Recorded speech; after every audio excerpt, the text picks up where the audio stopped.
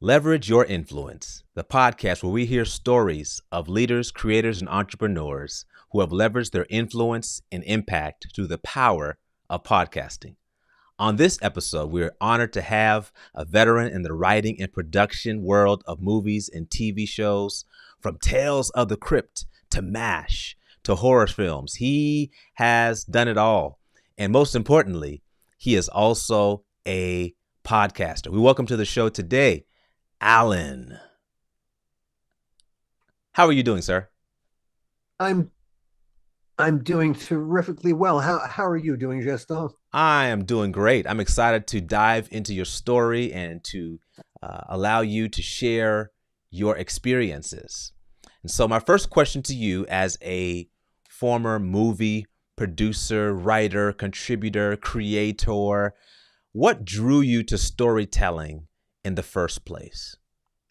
Storytelling, gosh, I think I've always been a writer.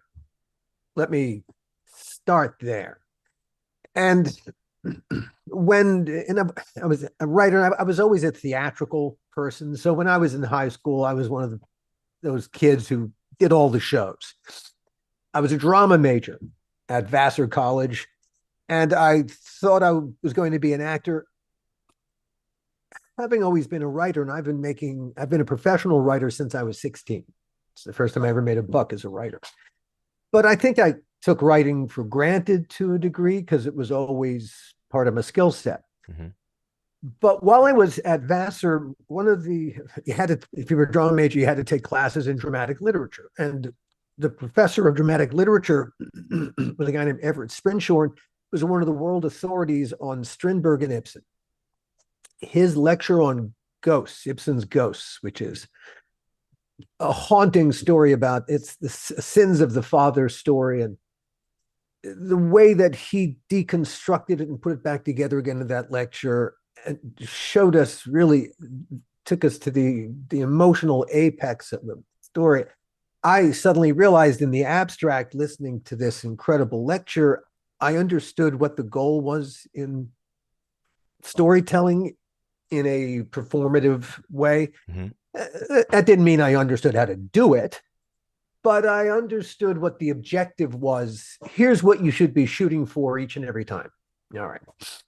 I had a friend who had become an agent of William Morris.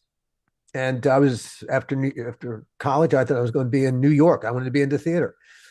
And she said, hey, you should try writing a screenplay. She'd become an agent of William Morris, like I said. And I thought, okay, what the hell? And I've always loved movies. And so I wrote a screenplay. She said, this is great. She came out and meet and greet people.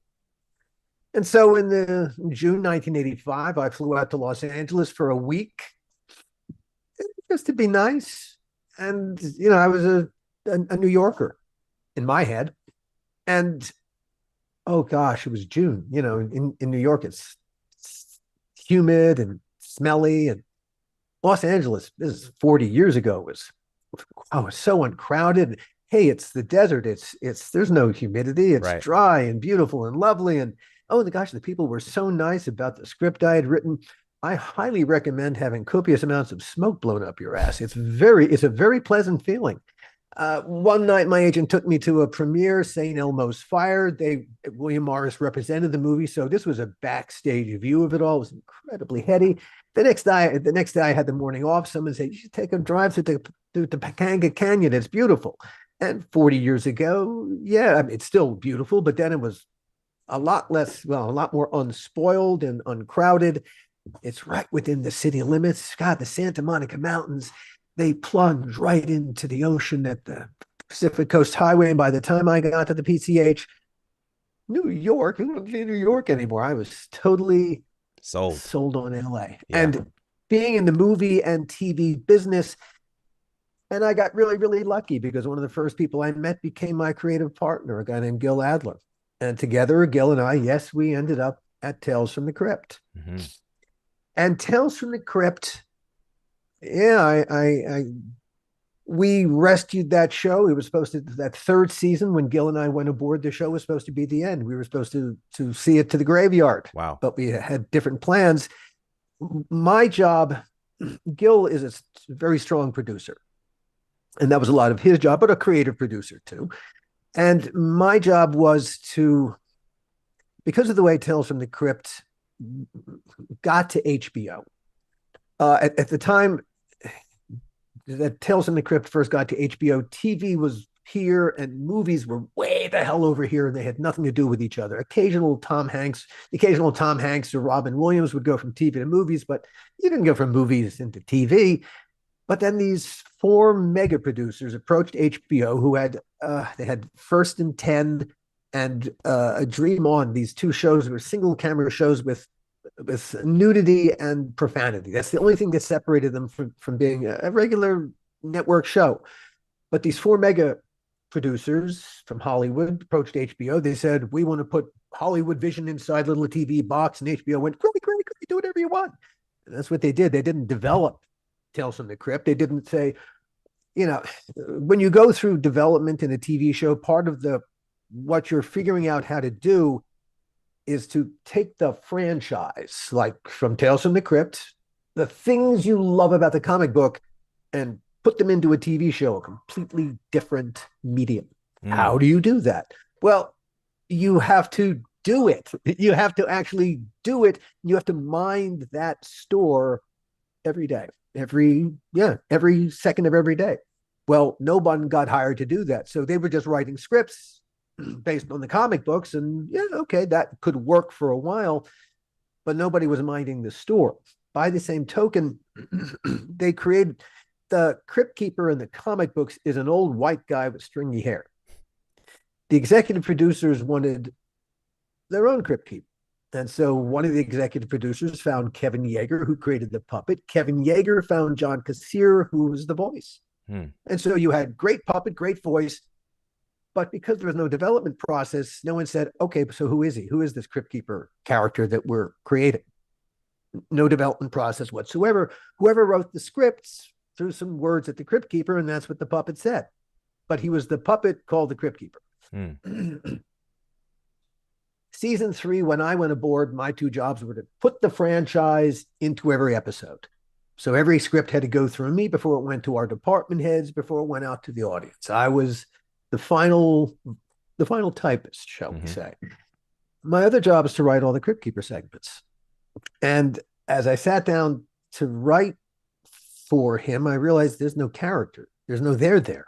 I don't know how you write for a non-character. You can't write for a cipher. So just to do my job, I had to create him. Now, I grew up, like I said, I love movies. I loved old movies. Loved the Marx Brothers. Groucho Marx, the wordplay. The Crypt Keeper became my little Groucho. And having to fill him with a personality, being a writer, and therefore a little bit lazy, I reached for the closest thing at hand, which was me. And so I filled the Crypt Keeper with me. And so looks like Kevin's puppet. It sounds like John's voice, but everything that came out of his head, every word that the Crypt Keeper said was me. And somewhere during that third season, because suddenly, the show, we had reinvested in the franchise, in the comic book franchise, but also we had suddenly given the Crypt Keeper a personality. He went from being the puppet called the Crypt Keeper to the Crypt Keeper. He became the franchise. In essence, by co-creating the Crypt Keeper, by giving him his personality, I created the franchise. Wow. And that's why we're still talking about Tales from the Crypt. It ain't the episodes. It's not the comic book, although those are important elements. It's the Crypt Keeper who personified that brand. All right. Making Tales from the Crypt was an incredible creative experience because we had incredible freedom. I think we went for another 5 seasons through season 7. And God, of the 75 episodes I made, I got 3 notes from HBO. What incredible freedom. And all of us who made the show would tell you, wow, the highlight of our career. We made 2 feature films. The first, a very good movie called Demon Knight. Ernest Dickerson directed. Billy Zane is a wonderful villain. Jada Pinkett, a terrific hero, as is Bill Sadler. On the way to making the second Tales from the Crypt feature, I guess I'll put it this way. We all took our eyes off the ball. Well, some people did. Some people at the top took their eye off the ball. They stopped giving a damn. And then the rest of us kind of lived in the ripple effect. And me and, I was saying in particular, I ended up in the ripple effect. We ended up making the second Tales from the Crypt feature film. We made a thing called Bordello of Blood, which none of us wanted to make. That was not the movie we were actually set out to make. It's a whole story that I tell in the making of Bordello of Blood, because we made it for all the wrong reasons. Literally no one who made that movie wanted to make it. We were supposed to make a whole other movie, a passion project. And at the last second, our studio pulled the plug on the passion project, said, no, you're going to do this one instead. And because we're under a time, I know I'm under a time limit. I'm not going into the great details about why all this had happened. The making of Bordello of Blood really was soul crushing. When you make something that you don't want to make and you do everything every day for all the wrong reasons, don't be surprised when every day is stupider than the day before. That's exactly what happened. Wow. And it destroyed my friendship of a decade, my creative relationship with Gil Adler. And we suddenly, after we broke up before the movie even came out, and we didn't speak to each other for 25 years. Wow.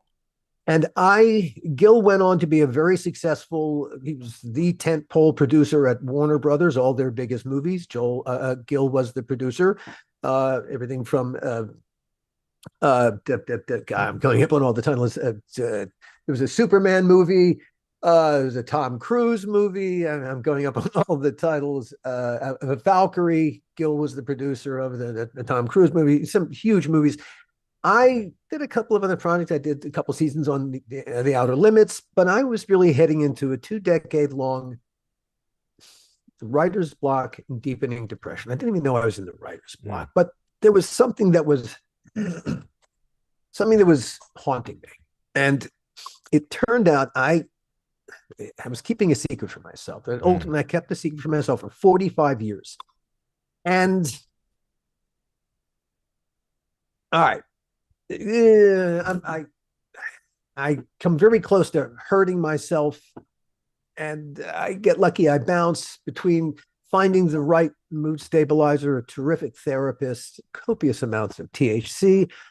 I begin to find my way back, but the most important thing is I'm able to confront the secret that I'm keeping about the fact that I was sexually molested twice by the religious director at the synagogue where my family belonged outside of Baltimore.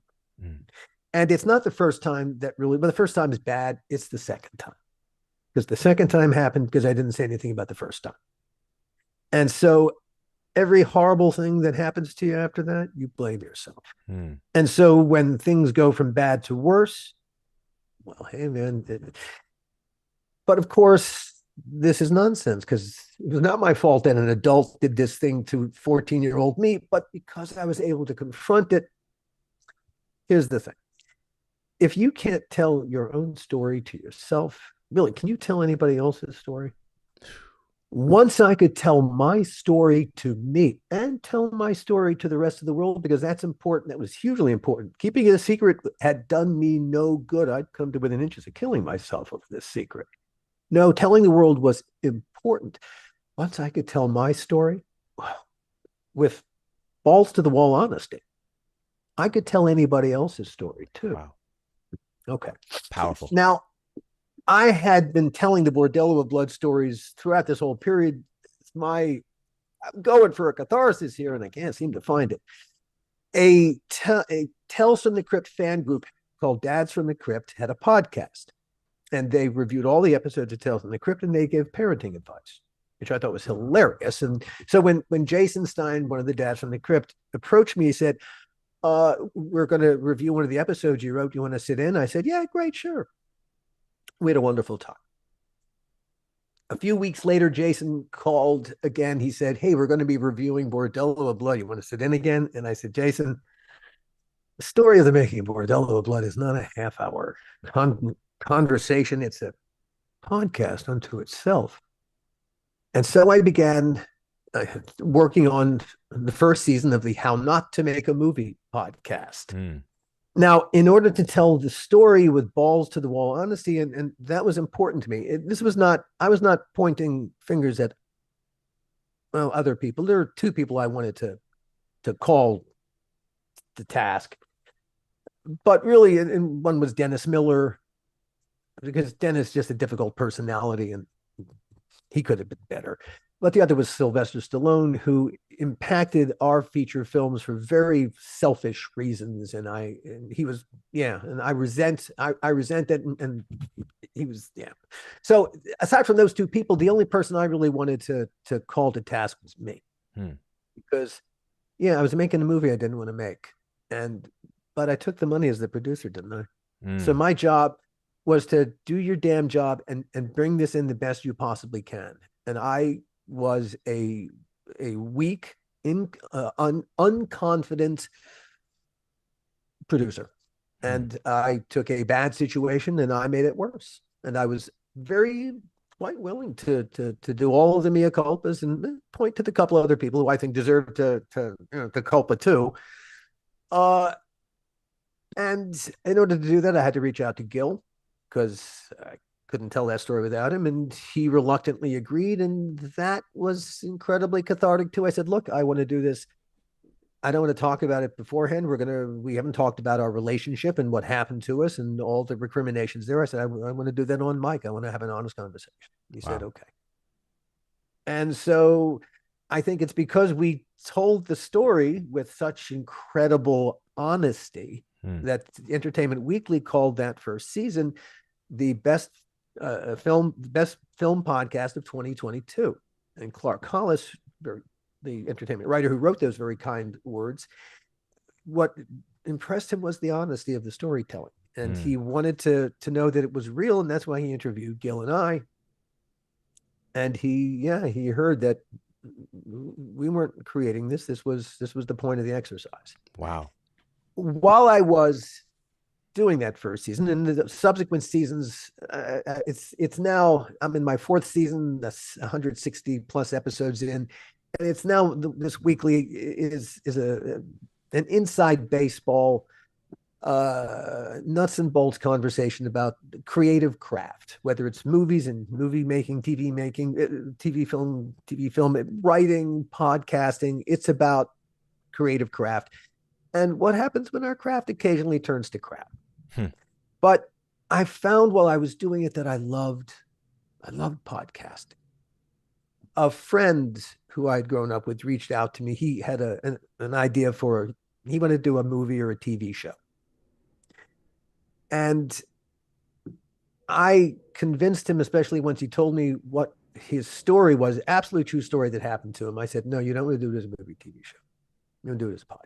And here's, if you take an idea from, all right, let's from my head out into the world as a movie or TV show, you got to write the script. That's years to get that script right, because you're going to have to impress a lot of executives from fade in. And so there's no room for any crap in there. It's got to be from the jump. It's got to be perfect. So It's going to take you years to fine tune that. And then, all right, now you've got it ready. Now you're going to have to prep it for the marketplace. You're going to have to, oh God, there's all kinds of, to get them to read it. If it's a TV show, you're going to have to do what's called a Bible.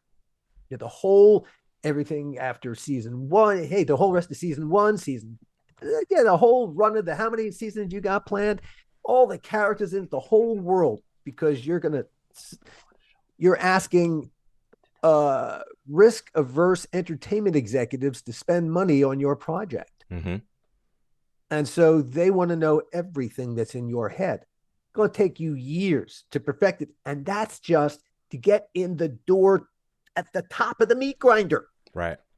And it's going to go through all that stuff and who knows what's going to come out the other side if you're so lucky that the meat makes it through the grinder. Years and years and years. And at any one point, look, there are thousands of assholes standing in your way. At any point, any one of those assholes can kill this thing dead just because they're an asshole. In podcasting, there's only one asshole standing in my way. It's me. Wow. Me.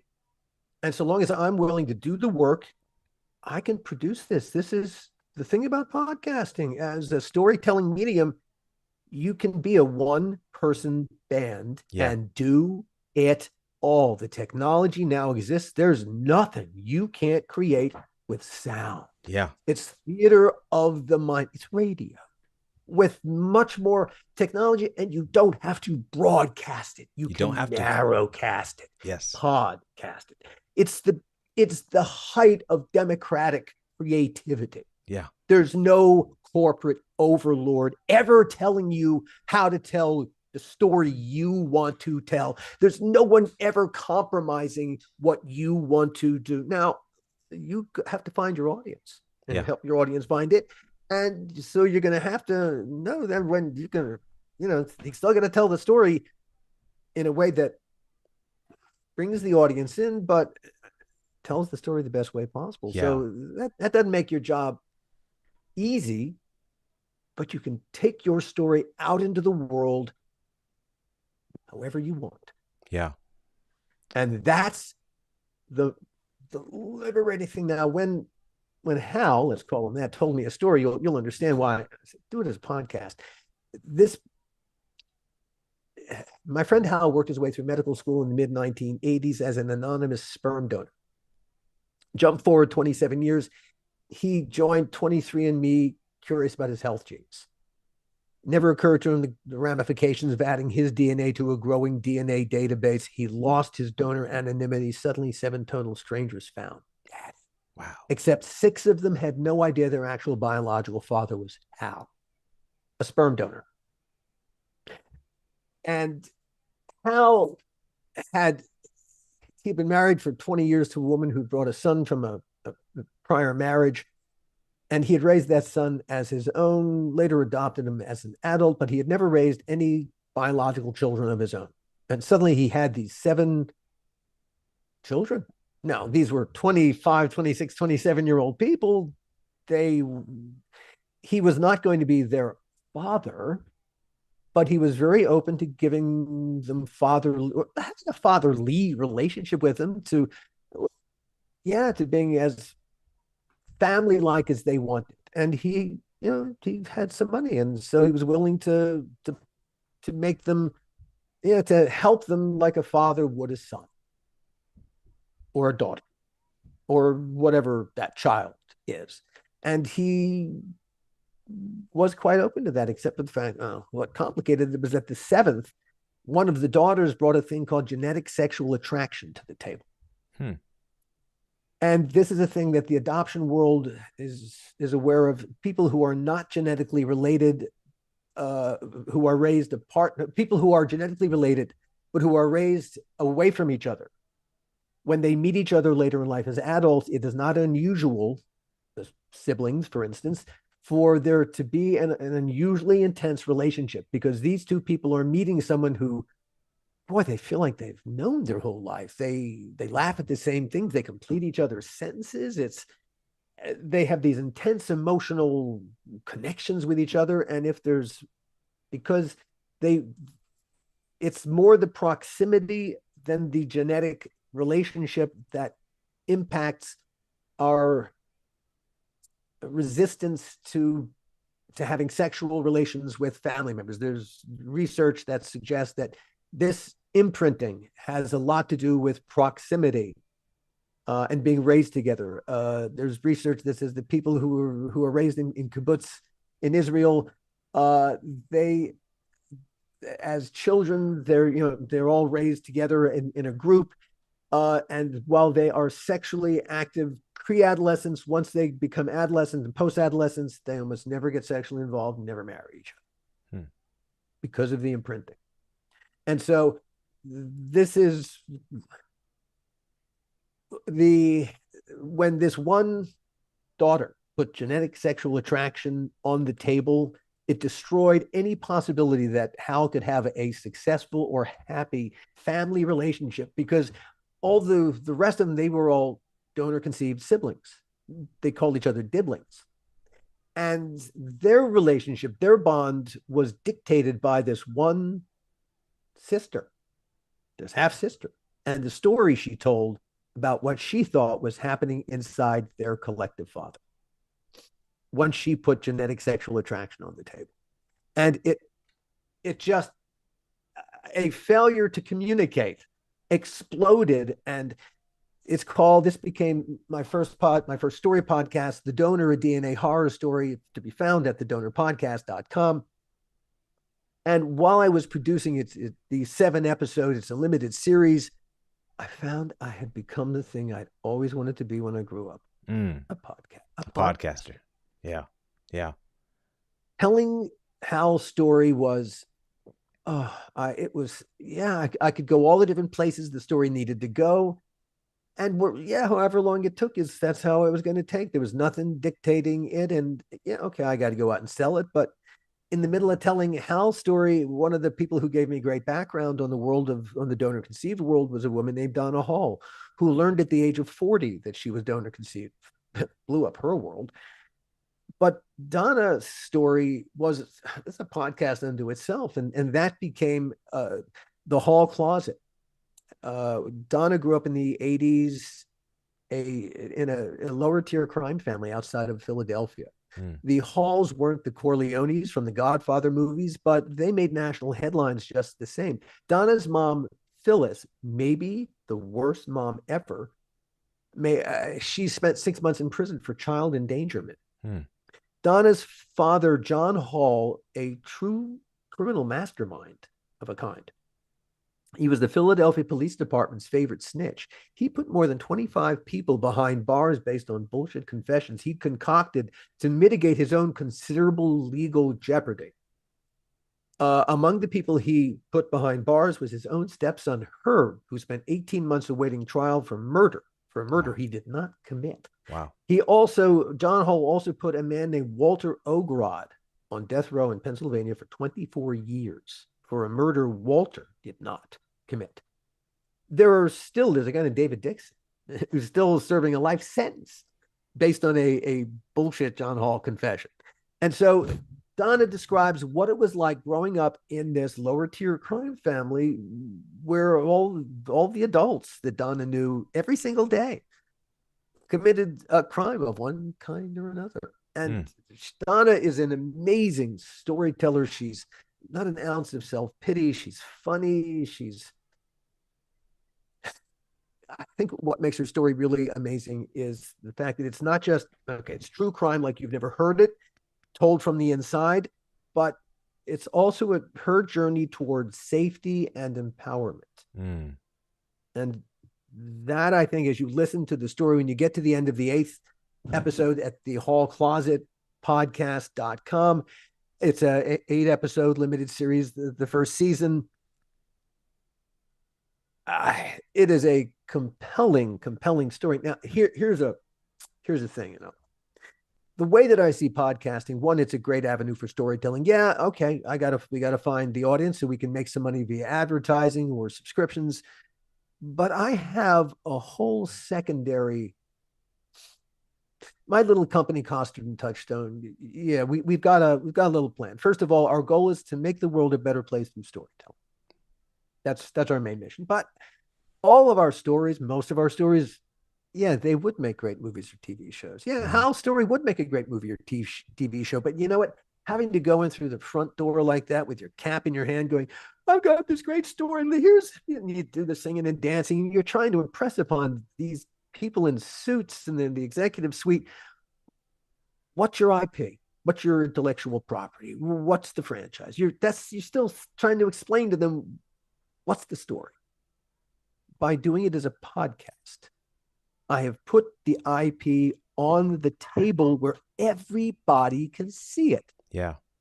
And now what I expect will happen, it's already happening in podcasting, because you got to remember all those executives and all those suites, they're risk averse.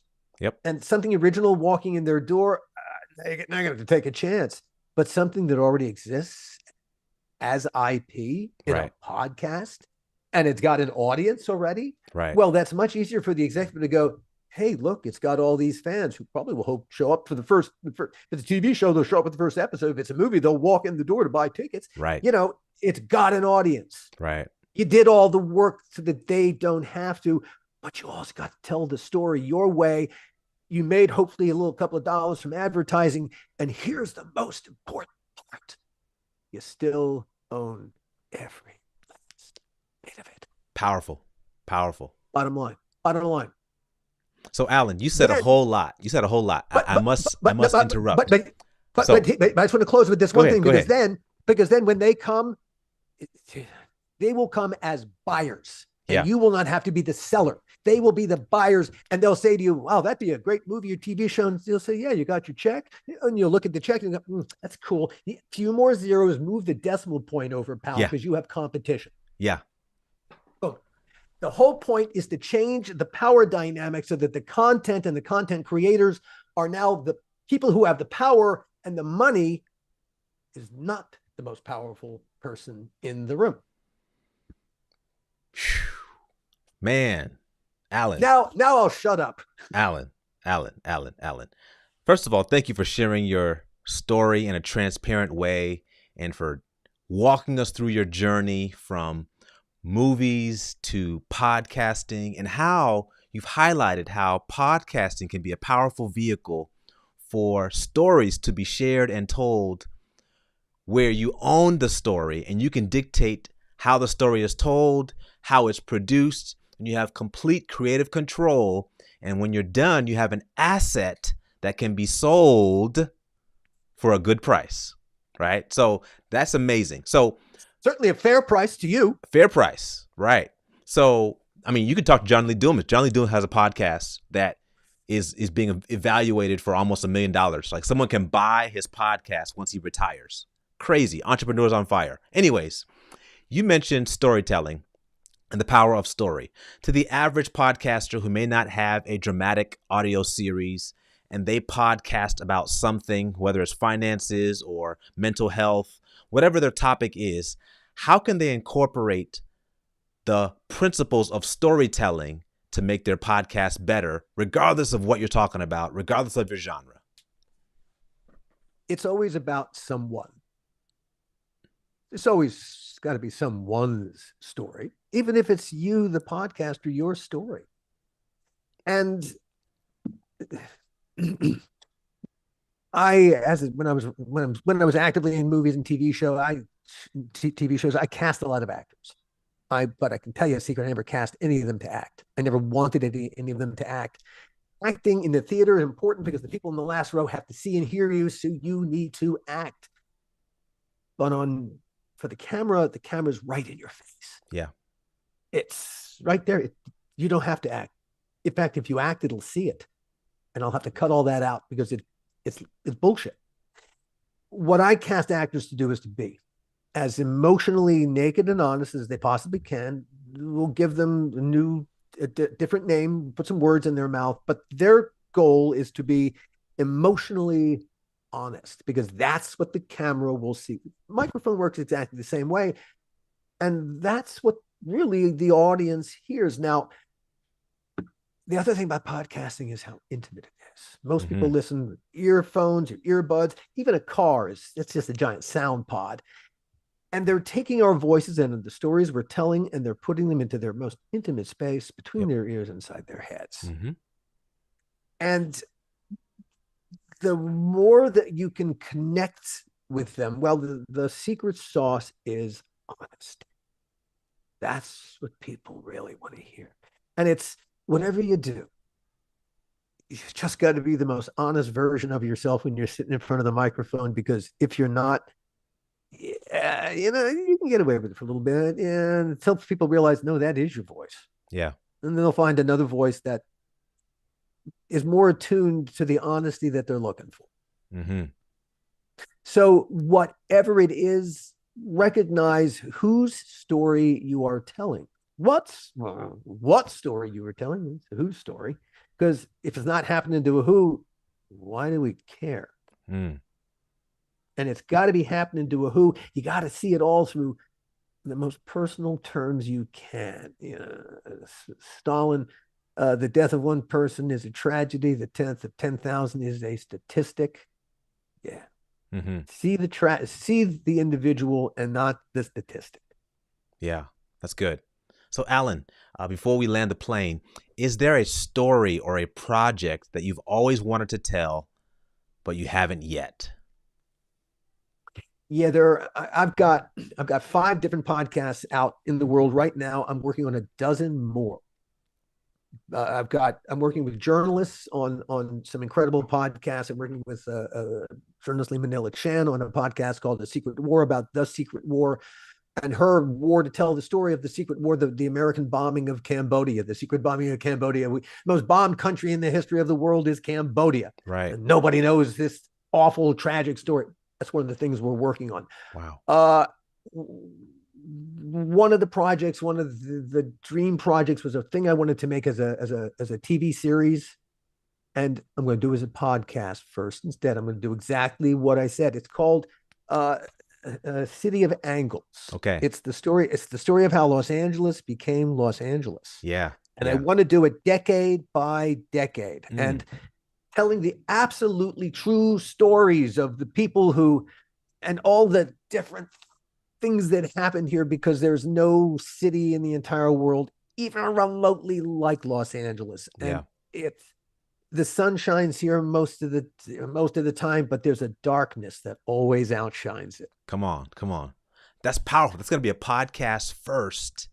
Yes. And then you'll shop it around and see what happens. Well, then I won't have to explain it to people in executive suites what I want to do. Exactly. It'll be there, and I'll have made money from it already. I'll have told the stories, and then I should be able to drive most of the deal I want to make myself, because they're going to want my content and my audience. Yeah. And, I've even there, what podcasting opens the door to is, how do you want to tell this story? Okay, start this way, figure out a way how to tell it using sound. Mm-hmm. But then that can be the springboard to everything else you want to do. Open the door, step outside the box. Yeah. The weather is really great outside the box.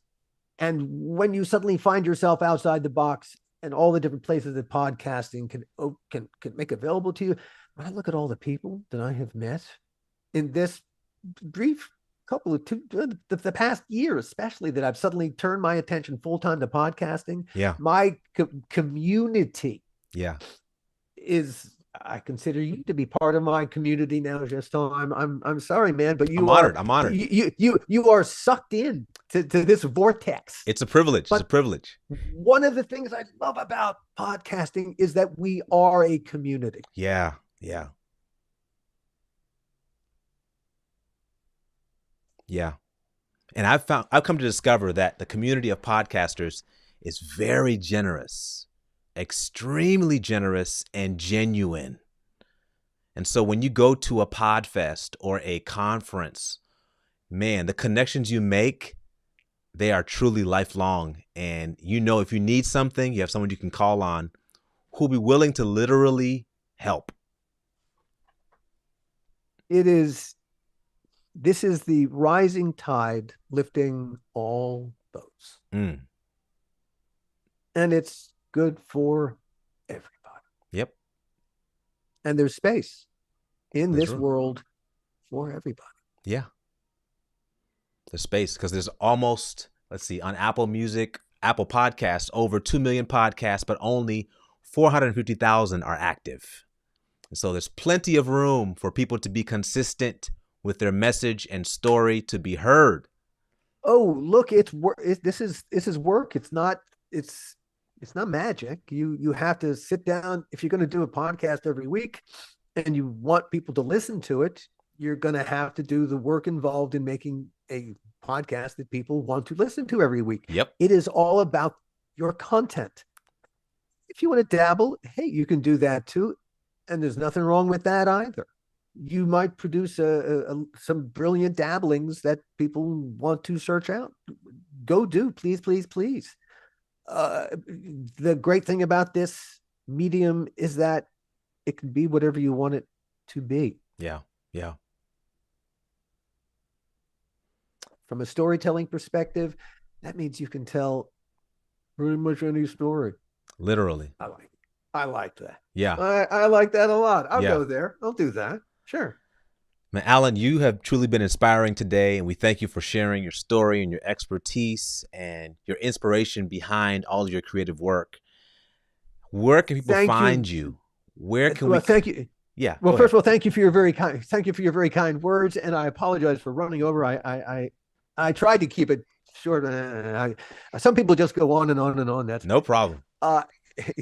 People can find what we're doing right now at the How Not to Make a Movie podcast. Okay. That's at hownotomakeamovie.com, all separated by dashes, at the donorpodcast.com, at the hallclosetpodcast.com. There's also a new one called Sage Wellness Within podcast, which is about Chinese medicine. Dr. Andrea Thorpe is the host. She is brilliant. That's at Sage Wellness Within podcast.com. I think that's it. That's it. All right. Well, thank you so much, Allan, for being a guest on Leverage Your Influence. And we thank you once again for sharing. Thank you so much for having me. What's your daughter's name? Elizabeth. Say hi, Elizabeth. Elizabeth. Hello, Elizabeth. You are beautiful. Say thank you. Thank you. And hey, and thank you, Elizabeth's daddy, thank you, Elizabeth, for sharing your dad with me for a little bit of time here. Yeah, she knows that she's always welcome in my office, whether I'm recording or live streaming. She'll just pop in, and as long as she doesn't push any buttons, she's good. Yeah. In time, you'll get to do that. Well, clearly, just don't. She's pushing buttons as we speak. I know. She turns 4 in 2 weeks, so excited about her future. She'll be launching a podcast when she is 4 years old, right, Elizabeth? I look forward to the stories you're going to tell, Elizabeth. Yeah. Look out, world. Yeah. Well, folks, thank you for tuning in to Leverage Your Influence podcast, the place where we hear the stories of leaders, creators, and entrepreneurs who have leveraged their influence and impact through the powerful medium of podcasting. Our guest today was Allan Katz, and we hope you enjoyed the conversation. Until next time, take care.